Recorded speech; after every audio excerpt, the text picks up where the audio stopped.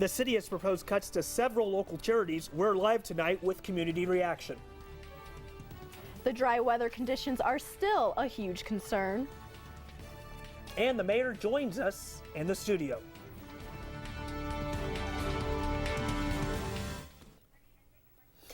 Oh, well, good evening, everybody. Sorry about that. I am Matt Tantel, and welcome to NAZ Today. And I'm Imani Payne. Thank you for joining us. United Way of Northern Arizona is a nonprofit organization that provides resources to local charities. And members of this organization are outside of City Hall protesting the mayor's 10% budget cut as we speak. NAZ Today's reporter Kaylee Emery is live at City Hall with the latest. So, I'm here at City Hall, and I wouldn't say there really are any protesters here, but there are a lot of group members with United Way, and what they're doing here is what they're trying to do is trying to convince Mayor Jerry Neighbors to change his decision with changing the budget cut with United Way by lowering it by 10%. And actually joined with me right now is the president of United Way. Can you please tell me a little bit about why it's so important to not only United Way and the city of Flagstaff? Absolutely. You know, the city about 20 years ago had the foresight to recognize that the most efficient way to make sure that critical human services were provided to the city was through a contract with United Way. So that's what we're going to be talking about tonight. There's been no decision made. This evening is an information sharing opportunity. There'll be lots of questions, I'm sure, lots of public comment. All right, well, thank you so much. And the meeting is actually just now beginning, and I'm going to send it back to you guys at the desk. And the U.S. Supreme Court refuses to hear the appeal of John Larsgaard. Larsgaard was convicted on multiple counts of aggravated assault and 1 count of felony endangerment after driving through a crowd at Winslow's annual Standing on the Corner Festival in September of 2011. Due to the dry winter conditions, Flagstaff citizens and visitors may see fire restrictions start earlier this year. Now, while the Forest Service has historically rejected those efforts, NAZ Today's Hannah Wiggins reports that the agency has moved forward on fire season preparations. Wildfires are a large concern in the Southwest, especially here in Flagstaff. Today, I met with Don Muse, Wildfire and Aviation Staff Officer for Coconino National Forest. Well, I know there's a lot of concern in the public because it has been dry. We haven't had a lot of moisture in the last number of months since just before Christmas. We're significantly down. Muse provides an update on the National Forest Plan for preventing forest fires and keeping people safe. So what we're doing a little differently this year is that we're starting our coordination calls on fire restrictions earlier this year because our indices are showing us that we're drier than we have been in years past. We're looking at requesting severity resources, which are resources that we bring in if we get into the severity situations quicker, and then moving forward with our folks so that they're well aware that the season could come on quicker than normal, than we're used to generally here in the North Country, and that it may be prolonged. There are also many actions the public can take to prevent the growing problem of forest fires. My request is that people be very careful with any ignition source they have, be it campfires, be it charcoal grills, be it chainsaws, hot chainsaws out in the forest. Any of those ignition sources could start a fire, and with the right conditions could become a very devastating fire if we're not very careful. For NAZ Today with videographer Carrie Frederick, I'm Hannah Wiggins. Flagstaff City Council is discussing leasing sidewalks on downtown streets for dining at local restaurants. NAZ Today's Alexa Vagnazzi sat down with Flagstaff Mayor Jared Neighbors to find out more. The Flagstaff City Council plans to meet to discuss how to lease sidewalks in the downtown area. I'm here with City Mayor Jerry Neighbors. Thank you so much for coming in today. Alexa, thank you for having me. Very welcome. So I know that restaurants are bringing tables out to the sidewalks. What's the issue here? This has been going on for a few years, that the restaurants, certainly downtown and other places, kind of started using the sidewalks. It is nice. It's outdoor dining, and they put tables and chairs out there. And as the city, we finally decided, we need to get a handle on this. We need to establish some regulations. We need to make sure that the sidewalks are not blocked so that wheelchairs and people can get by. And then, because it is city property, we are obligated to get some kind of consideration for the use of that property. So we're setting an amount, we're calling it a permit fee and an encroachment fee to use the sidewalk and keep some control and regulation to it. How are business owners, I guess, feeling about this, I suppose? Well, that's interesting. Some of the downtown business owners have put a lot of money into downtown. You know, their improvement money is what has made the varying sidewalks and brick pavers and what all downtown. And so their position is, we've paid for a lot of these improvements already. Why should we have to lease them from you? But they are city sidewalks, and we want to make a rule that applies across the board all over town for whoever might want to use a city sidewalk adjacent to a restaurant if there's room. So would you just, I suppose, lease a chunk of it or a block of it? How does that work? Most of them are maybe a 5 foot, 6 foot wide by, you know, maybe 50 feet long, or not even that big. We're figuring usually about 120 square feet, and we're looking at a fee of maybe $50 a month, $60 a month. It's not a big money maker for the city. It's more to have some regulations and some control over the sidewalks. Well, that's great. Well, thank you so much for coming in today. Sure. Back to you guys.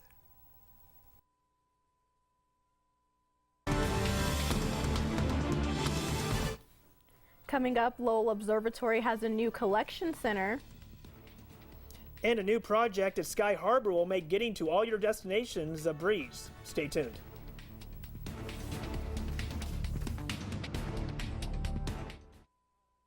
Sunrise to start off what is a beautiful day across northern Arizona. Warmest day we've had around here in 6 months. I'm meteorologist Lee Bourne. We're going to talk about more beautiful spring fever type weather coming up in the forecast. I was an ordinary guy, but I switched to Suddenlink's new internet, and now it can't stop being awesome because it's the fastest in town. Downloads, uploads, any kind of load, everything just flows at speeds 13 times faster than phone company DSL. Even when the whole family is online, there's no buffering. With DSL, we were suffering. Yep, anything the phone company can do, I can do faster. Now that I have the next big thing from Suddenlink. Now that I have a house full of easy.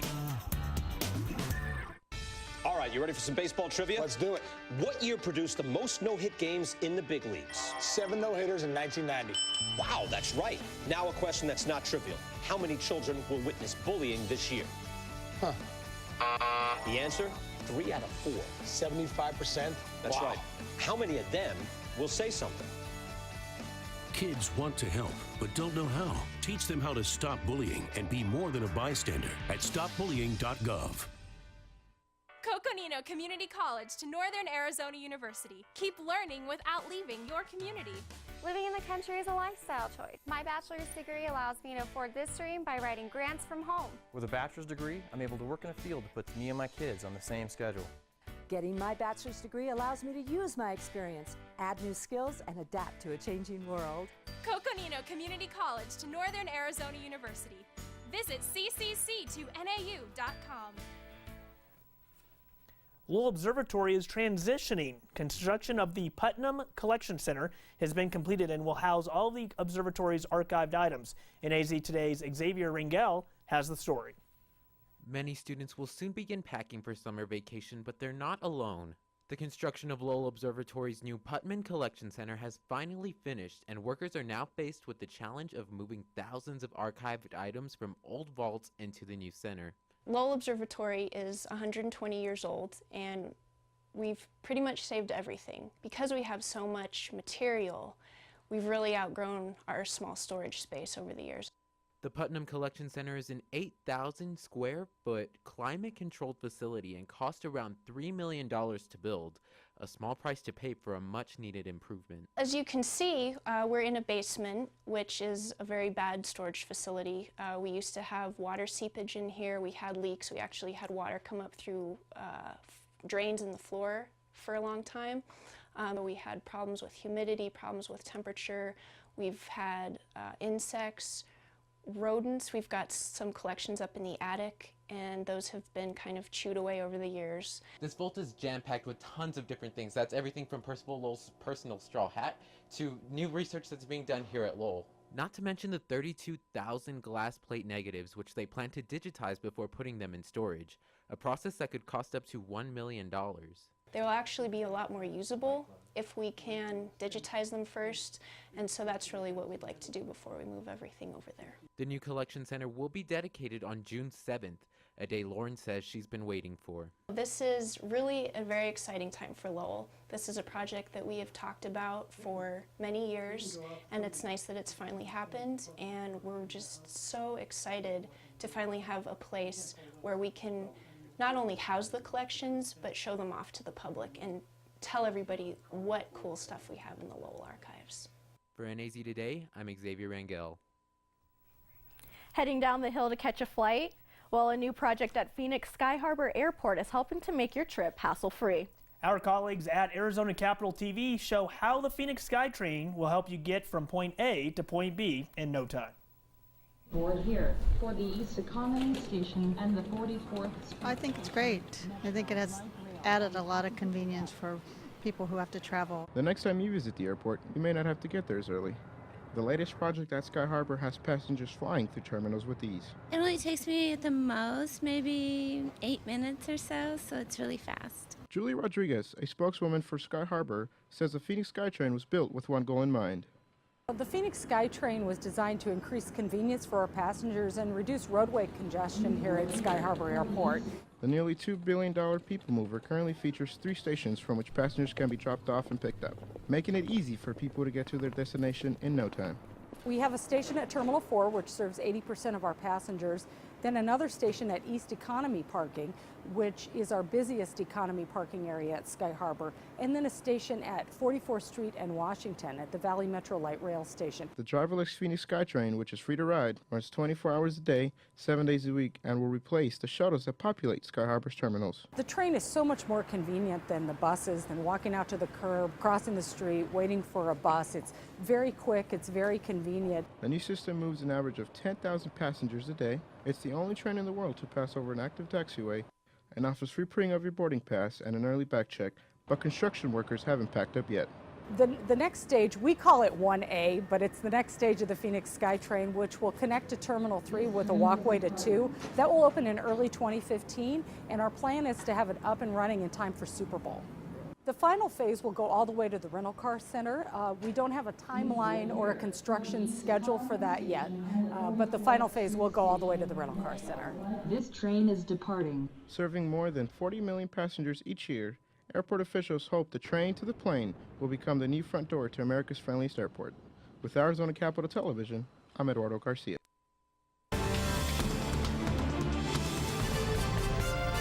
It was nice and sunny out today, but can we expect the warm temperatures to last? We have your full weather forecast coming up. And the Flagstaff baseball team had an exciting finish to their game yesterday. Alex Lucero has more in sports.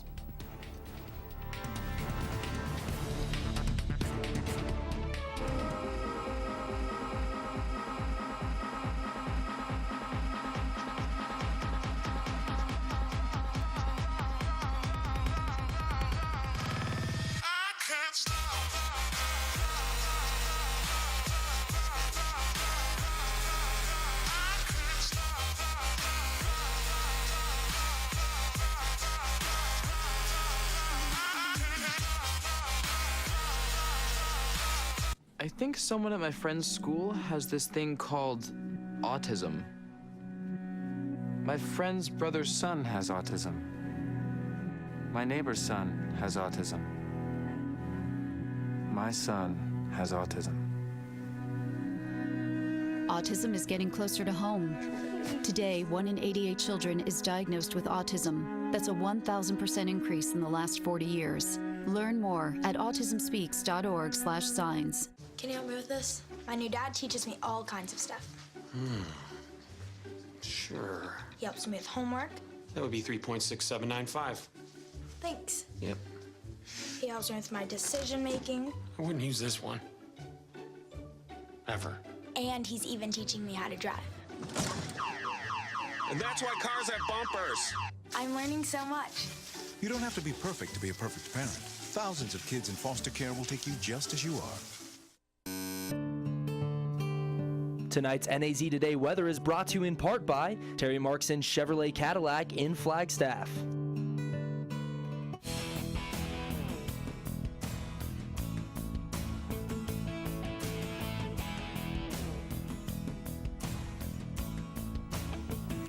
All right, gorgeous spring day out there today. Got to go all the way back to early October to find temperatures this warm.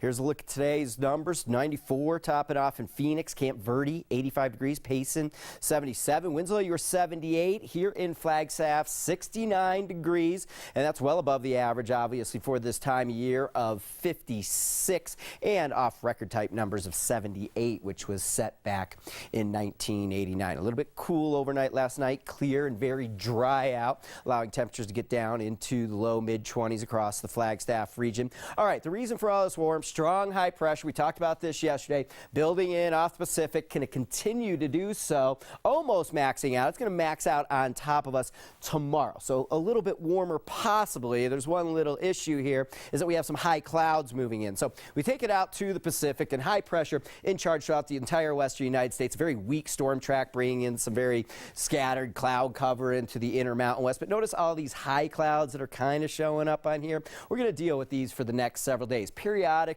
they could be on the thicker side, blotting out the sun. Yesterday, I thought they were going to be thicker. Today, it looks like they're really not as thick as I once had thought. So I'm thinking that we're mostly sunny out there tomorrow with temperatures a couple degrees warmer than we were today. We kind of even out there right into Thursday, start to cool things off a little bit on Friday. We're keeping an eye on this area of low pressure, and yesterday we thought that this thing may come into play for us as we got into the weekend on Saturday, and now it does look like it's going to cross on Saturday, but right across northern Mexico and southern Arizona, and I think it's going to have very little impact on us here. Just nudge temperatures down a little bit, bring in some partly cloudy skies as it crosses early Saturday into Saturday night, and then by the time we're into Sunday, we're right back at it with sunshine and high pressure. So we're going to keep an eye on this low, but it does not look to bring us any moisture or really any significant weather around here as we get towards the weekend. We're in for an extended period here of some very lovely spring weather. Currently outside it's 66 degrees, mostly sunny skies here in Flagstaff. Winds out of the southwest at 12 miles per hour. Overnight tonight, I think we're just some thin high cloud cover. Early morning low, 29 degrees. Sunset getting later and later, approaching 7 o'clock. It's at 6:54 tonight, and sunrise getting pretty early as well, almost at 6 o'clock straight up. We're at 6:02 for our Wednesday with a high temperature forecast of 71 degrees. Always nice to have that first 70-degree temperature coming out of a winter that never was. I mean, you know, I said that it's got to go back all the way to October to find warmer temperatures than we had today, but they were almost this warm back in early February when we had that winter heat wave. Okay, for tomorrow, everybody just a couple degrees warmer than we were today. Forecasting 83 for you in Sedona, 80 in Prescott, 81 Payson. Way early for Phoenix to be flirting with the triple digits, and I don't think Phoenix is going to hit it, but we could see triple digits in the next couple days along the lower Colorado. Forecasting 98 in Lake Havasu City. Okay, so our extended forecast, continuous spring fever around here, keeping us at the 70-degree mark through Thursday, and the periodic high cloud cover I talked about. Friday will start to nudge temperatures down a degree or two each and every day. Took out any chance of precipitation on Saturday, just put in a couple cumulus clouds into the forecast. A little bit breezy each and every day. That kind of goes without saying. You don't need a weatherman to tell you that around here this time of year. At least we're not on the windy side. For you down in Sedona, we're in the low 80s all the way through the rest of the work week, upper 70s into what looks to be lovely weather continuing into the weekend. Well, it was really nice out today in Flagstaff, so I'm glad for the next few days we get to see some of this warmer weather. Yep, I know you're a Southern California girl. You're always saying how you've been complaining all winter. Where's the warmth? So it's finally coming for you. Complaining about this winter. Yeah. Really tough. Well, thanks a lot, Lee. And UConn wins last night, and then Flagstaff baseball does a major comeback in the bottom of the 6th and 7th, didn't he? Yeah, definitely. The Flagstaff Eagles made a huge comeback in their game last night, and UConn won the national championship. I have more about it coming up.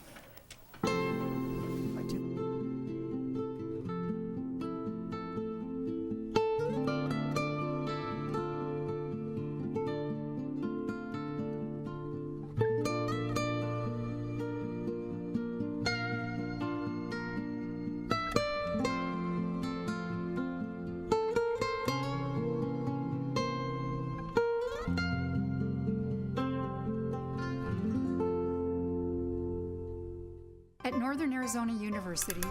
Green is a school color and who we are. Being green creates jobs. Money put back in the economy. Being green is recycling resources. The same fries that power our students power Northern Arizona. Being green shapes our future. Through research and education, we will make a difference. At Northern Arizona University, sustainability is a principle we believe in. Northern Arizona University, the difference that matters.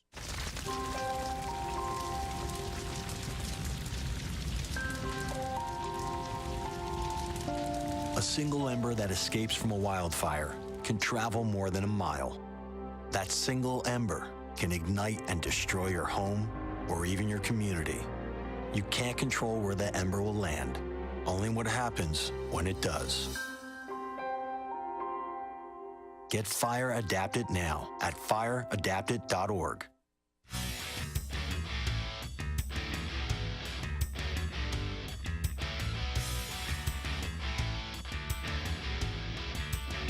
Well, we can't really complain about the weather we've had these past couple of days, especially for baseball and softball teams all around Flagstaff. The Flagstaff baseball team hosted Cactus Shadows yesterday, and the Eagles had lost 2 games in a row before that game yesterday. Tanner Furman would pitch for Flagstaff, but it was Conrad Jarvis, the pitcher for the Falcons, dominating early on, not just pitching, but he was also hitting the ball well as Jarvis takes Tanner's pitch and drills it out of the park for the home run. And then later on, the catcher, Tyler Phillips, would get in on the action as he homers himself not once, but twice in this game alone, and Flagstaff found themselves in a hole early 4-0 in the 4th inning.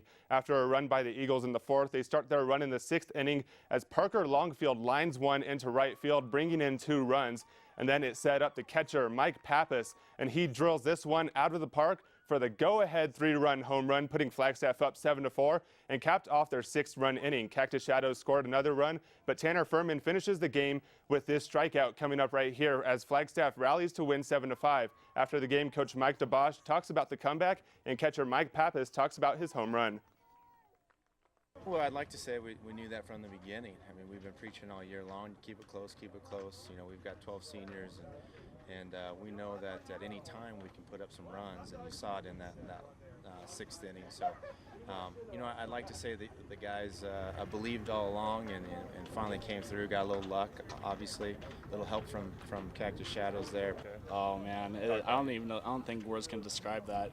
It just, as soon as I hit second base and I looked in, it's just like, I don't think I've ever been so happy before. For a record and traveled to Mingus on Friday. And while the baseball team rallied back for their win, the Lady Eagles were also in action and were on the road taking on Cactus Shadows. Junior Anelli Marcia would earn the win, pitching a complete game and striking out 6 people, and the freshman Michaela Rojas had 2 RBIs and had a run herself as the Eagles defeated the Falcons 8-5. For their 4th straight win, Flagstaff is also undefeated in the month of April. The Eagles now have a 14-9 record and travel to Mingus on Friday in their second sectional game this season. And the Coconino baseball team had the day off, but the Lady Panthers hit the diamond at home to play against Mingus yesterday. The Lady Panthers struggled to get a lot of offense going, and Mingus's quick speed and solid base running helped the Marauders get runs on the board. Coconino managed to just get 2 runs, and it wasn't enough as Mingus took the win 6-2. Coconino has a 7-13 record overall, but they do have a 2-0 section record and travel to Bradshaw Mountain on Friday for yet another sectional game. And the Northland Prep Lady Spartans were in action against Scottsdale Christian Academy. The Spartans had won 2 straight games before last night. However, that wasn't the case last night against the Lady Eagles as MPA fell to Scottsdale Christian Academy 7-3. The Lady Spartans have a 6-3 record overall and are 5-1 in sectional play. Their next game is Thursday when they host Glendale Prep Academy. And the Arizona Diamondbacks had the day off yesterday, but were right back in action against the San Francisco Giants earlier today. The Diamondbacks won their last game against Colorado Sunday 5-3, but they lost to the Giants 7-3 in San Francisco's home opener. One of 4 openers the D-backs have lost, including their own Australia and Colorado. Arizona now has a 2-8 overall record, which is tied for the franchise's worst 10-game start in a season. This happened 2 other times in 2003 and 1998, the first year of the D-backs' existence. And the D-backs continue their series with the Giants tomorrow. Well, March Madness officially came to a close last night, and no one, unfortunately, was close to the $1 billion, but instead fans got a great game from UConn and Kentucky for the national championship. It was Kevin Ollie, the rookie, against John Calipari, the veteran. Early on, DeAndre Daniels drives by James Young for the vicious slam dunk, Later on the fast break, Shabazz Napier dishes to Ryan Boatwright, and he jukes out the entire Kentucky defense on his way to the basket. And then right before the half, Julius Randle gathers the ball and lays it in, plus the foul. Kentucky was only down by 4 points at the half. In the second half, Randle to Young, and Young drives down lane, puts UConn on a poster. Let's look at that one again. James Young rising above the defense and throwing it down. But it wasn't enough. Too much UConn as Napier pulls up for the three-point basket and drills it right here. Fans going crazy for UConn, and then Boatwright drives down the lane and helps his team put this game away with the mid-range jumper. UConn wins their second championship in 4 years, 60-54.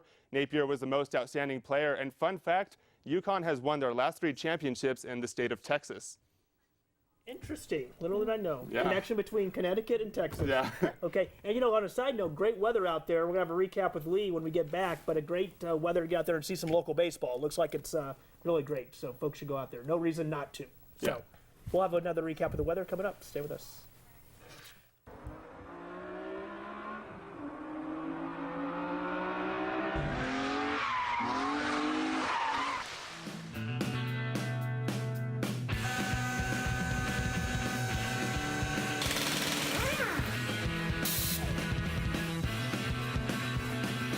Be sure to tune in to NAZ Today every Wednesday at 6 and 10 p.m. for the NAZ Today Car Tip of the Week. This week brought to you by Terry Markson Chevrolet Cadillac, located on Highway 66. Thank you for calling your GED Pep Talk Center. All right, now, are you ready for your GED Pep Talk? Being nervous is okay. It just shows that you're serious about getting your diploma. A lot of things are scary. Heck, I'm scared of clowns. No quiero ir. No lo puedo hacer. DMC, life in your pep talk style. Just keeping it real, Debs. Just keeping it real. Whatever motivation you need, we've got a pep talk for you. Get your GED pep talk and find free classes at yourged.org.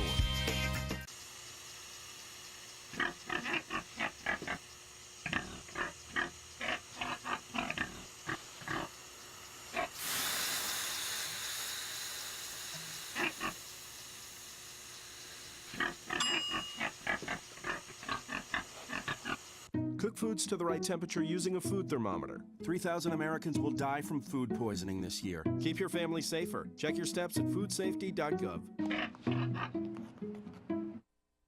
All right, plenty more nice spring weather out there. Temperatures right around the 70-degree mark here the next few days. As Matt just mentioned, great baseball weather. I got a kid in Little League and playing Flag High. And spring baseball and Flagstaff's usually not all that fun. I was watching some baseball in the snow last week, and you know, wind and cold's typical around here, but not this week. 83 tomorrow for you in Stone, and we're going to remain in the 80s right through the work week, it looks like. Okay, looks pretty nice for the rest of the week. Man, gosh, can't beat it, those 70 degrees temperatures. Well, have a great night, everybody, and we'll see you back here tomorrow night.